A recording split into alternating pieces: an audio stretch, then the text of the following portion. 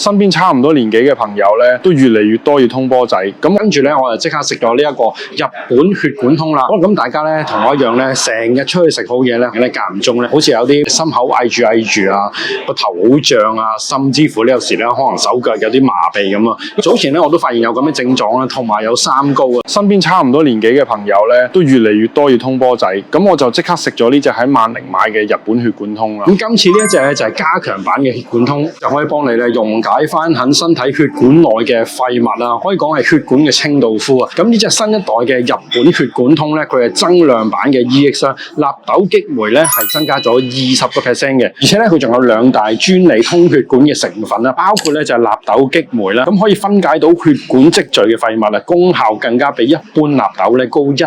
倍添嘅。另外亦都有呢個惠康發酵精華，佢可以改善血流咧，預防阻力引起嘅心血管問題添嘅。而且日本血管通咧係100%日本製造啦，亦都有日本嘅 GMP 認證啊，所以咧佢可以改善三高啦、心悸氣促啦、手腳麻痹呢啲咁嘅症狀嘅。如果大家都有興趣呢個產品咧，可以去萬寧直接購買咧，或者上翻佢哋嘅官網咧都可以買到嘅。詳情咧可以喺 info box 度咧亦都可以揾到噶啦。